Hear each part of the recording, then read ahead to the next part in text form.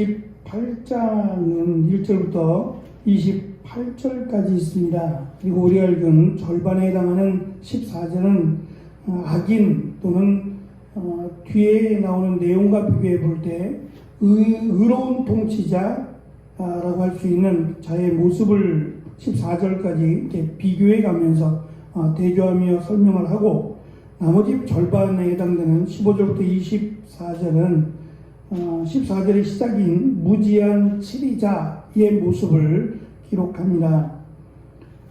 특별히 1절에서 짐승이 나옵니다. 사자라고 하는 짐승이 나오고, 16절, 17절에 가면 후반절에도 짐승에 대한 부분을 설명하고, 그리고 28장 14절 끝에 가면 의로운 자의 모습의 결론은 항상 여호와를 경외하는 것으로 설명하고, 또 25절에 가면 한 번 더 여호와를 의지하는 자가 풍족하게 된다라는 것을 의도적으로 암시적으로 설명을 합니다. 어쨌든 우리가 읽은 말씀은 의로운 치리자 또는 의로운 자의 모습에 대해서 강조하고 있습니다. 특별히 1절은 악인은 쫓아오는 자가 없어도 도망치는 삶을 살 수밖에 없고, 의인은 어떠한 경우를 만나더라도 사자와 같이 담대한 삶을 살 것으로 설명하므로 악인의 도망치는 삶, 의인의 담대한 삶을 비교해서 설명하며 강조합니다. 이 두 가지, 도망치는 삶이냐 담대한 삶이냐를 결정하는 기준은 하나님을 경외하느냐라고 하는 것으로 기준을 세워갑니다. 2절의 나라의 죄라고 하는 것은 하나님을 버리고 우상을 섬긴, 그리고 음행을 행한 이스라엘 백성들의 죄악을 대표적으로 설명합니다. 그 결과 나라의 왕이 자주 바뀌고 적들로부터 어려움을 겪는다라고 하는 것인데요. 북이스라엘의 경우가 그랬습니다. 북이스라엘의 경우는 정말 많이 바뀌었죠. 서로 왕이 되려고 혈통으로 왕이 되었던 것을 무시하고 자기가 왕이 되기 위해서 사람을 죽이는 일을 서슴지 않았습니다. 그러니까 그런 모습을 솔로몬이 남유다의 왕으로 아직 분열되기 전에 왕으로 살았던 솔로몬이 이 자신의 죽음을 목전에 두고 이런 글을 썼어도, 이런 내용을 교훈으로 남겼더라도 곧 이어지는 내용입니다. 솔로몬이 죽고 나서 이제 남북이 분열이 되고, 또 이 북이스라엘이 얼마나 많은 피비린내가 나는 왕조를 겪습니까?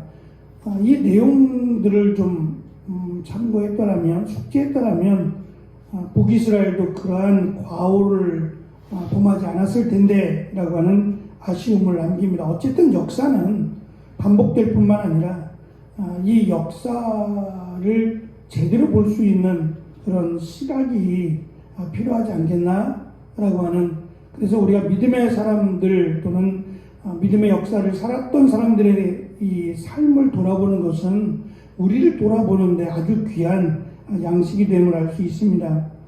3절부터 14절은 이제 의로운 자의 삶, 의인의 삶을 7가지로 설명을 합니다.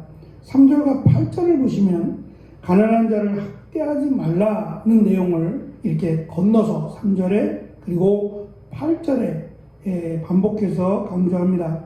곡식을 빼앗거나 높은 이자로 가난한 자를 고통스럽게 하는 자에 대해서 하나님은 그의 재산을 빼앗아서 가난한 사람을 불쌍히 여기는 자에게 채워주신다 라고 하는 것을 강조하고, 두 번째, 율법을 버리지 말아야 한다 라고 하는 내용은 4절과 7절과 9절에서 등장을 합니다.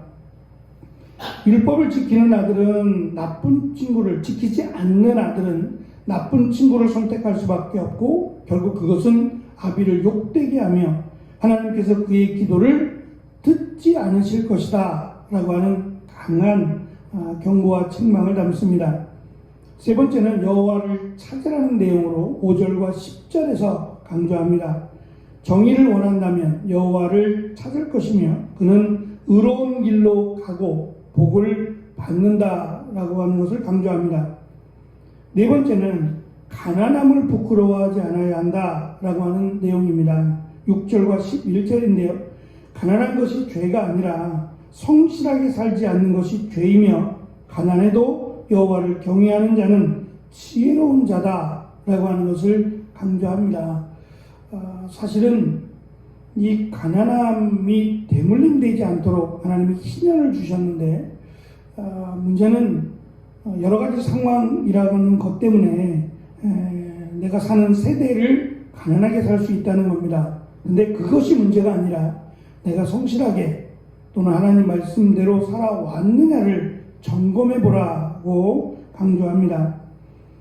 다섯 번째는 의인이 힘을 얻도록 도와야 한다는 내용인데요. 12절에 보면 의인이 득이한다라고 하는 말은 의인이 기뻐한다는 말로 하나님의 말씀이 세워지는 나라 그리고 의인이 힘을 얻는 나라를 세워가도록 힘써야 한다는 내용입니다. 그러니까 의로운 자들이 부끄럽지 않은 나라가 되도록 힘써야 한다는 내용이고요.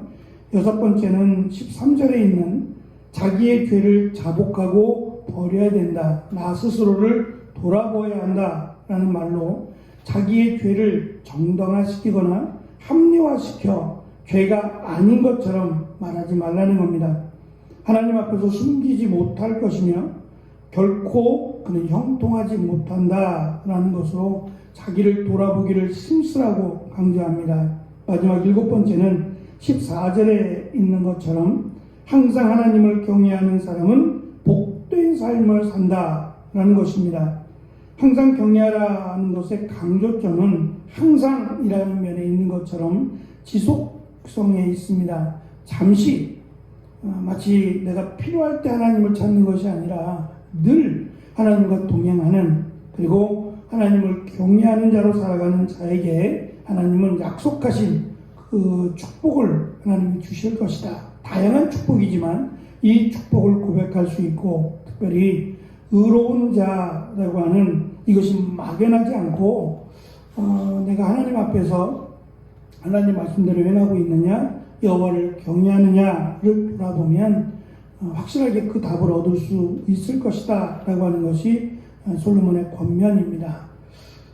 우리의 주어진 일들 또는 삶 속에서 내가 하나님의 말씀이 기준이 되고 또 하나님을 경외하며 항상 살아가고 있는지를 돌아보는 것이 지혜로운 자의 또 의로운 자의 모습이자 하나님이 축복하시는 복받는 자의 삶이라고도 말할 수 있을 겁니다. 이러한 삶을 살기에 힘쓰는 저와 여러분이 되시기를 축원합니다. 기도하겠습니다.